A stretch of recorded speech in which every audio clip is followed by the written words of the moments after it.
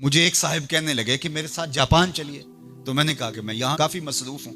तो उन्होंने मुझे कहा कि आप ज़रा चल के देखिए तो सही, आपको 29 साल हो गए हैं तबलीग करते हुए, समझाते हुए, और 40 बरस आपके वालिद गिरामी को भी हो गए, और फिर उसके बाद आगे भी आपके मशाइख, और इसी तरह आप मुबल्लिगीन तैयार कर रहे हैं। जुम्मा में भी यही खुतबा होता है, इज्तिमाआत में भी यही गुफ्तगू करते हैं। तो आप जो तबलीग कर रहे हैं और लोगों को ये बता रहे हैं, ये कोई मेरा फ़लसफ़ा नहीं है, तो मैं आपको जिसका पाबंद बनाना चाहता हूँ, ये तुम्हारे रसूल की सुन्नत है। जिस प्यारे से तुम टूट के मोहब्बत करते हो, ये उसका तरीका है कि झूठ नहीं बोलना। कहा समझा समझा के 29 साल जिस कौम को हो गए हैं, आप जापान में देखिए वो कर रहे हैं, और नई अकदार को दरियाफ्त करने के लिए आगे बढ़ रहे हैं। ये तो कर चुके हैं, वो किसी से दगा नहीं करते, झूठ नहीं बोलते, किसी से फराड नहीं करते। उनको किसी मजहब ने नहीं ये बताया, उनकी माँ की गोद से तरबियत मिली कि झूठ नहीं बोलना। उसकी माँ की गोद से तरबियत मिली किसी से धोखा नहीं करना, किसी से फराड नहीं करना। क्या हमारी माएँ जो हुजूर पर दरूद पढ़ना सिखाती हैं, ये क्यों नहीं सिखाती हैं कि किसी से फराड नहीं करना है, किसी से धोखा नहीं करना है? हम क्या मिंबर मेहराब से सारी जिंदगी अब इसी मिशन पे लगे रहेंगे कि ये नहीं करना, और दुनिया को तस्खीर करने का ख्वाब शर्मिंदा ताबीर रह जाएगा?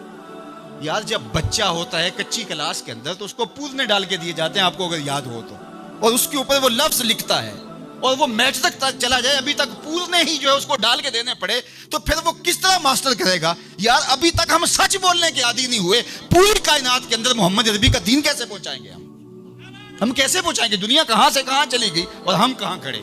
अकबर अलाहाबादी ने कहा था, मिस पे है अपनी नजर और सीम उनके हाथ में। हम अभी तांबे को देख रहे हैं और वो चांदी भी उठा के ले गए।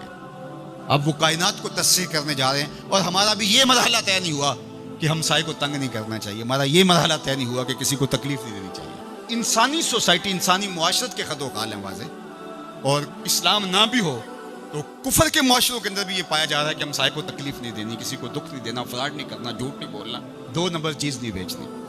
और हम क्या हैं?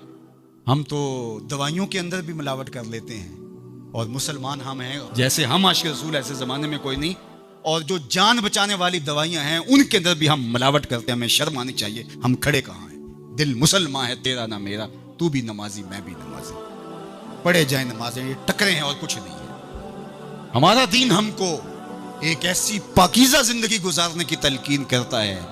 यार, हमारे सामने हुजूर का नक्शा हो, हमारे सामने हुजूर की तालीमात हो, इतना नूर बरस रहा हो उनकी सीरत के अनवार का, और फिर भी हम अपनी जिंदगी जो है वो दुरुस्ती ना कर पाएं, तो फिर क्या सारी ज़िंदगी हम यही काम करते रहेंगे? सारी ज़िंदगी यही कहते रहेंगे कि झूठ नहीं बोलना, झूठ नहीं बोलना? कहते रहेंगे हम, इससे इनकार नहीं है, लेकिन कायनात को तस्खीर कैसे करेंगे जब इस मरहले से नहीं निकलेंगे? तो मेरी आरज़ू ये है कि देखो, मैंने अपनी कब्र में जाना है, आपने अपनी लाहत में उतरना है। मैं और आप अपने आप को ये मत समझिए कि वो संवरेगा तो मुआशरा ठीक होगा। मुआशरा ठीक हो ना हो, मुझे ठीक होना है। मुझे अपनी ज़ुबान को कभी भी झूठ की बदबू से मुताफ़िन नहीं होने देना। मुझे कभी भी किसी को अज़ियत नहीं देना, चाहे वो मेरा हमसाया है या मेरा दुश्मन ही क्यों है। मुझे किसी के लिए गलत नहीं सोचना है, और किसी को नुकसान पहुंचाने की मंसूबाबंदी की दूर की बात है। वसवसा भी आए किसी को नुकसान पहुंचाने का, तो उसकी भी नफ़ी करनी है, क्योंकि मैं उस आका का गुलाम हूँ जो रहमतुल लिल आलमीन है। तो उस आका के लाए हुए निज़ाम शरीयत को नाफिज करने के लिए हमें अमली कदम उठाना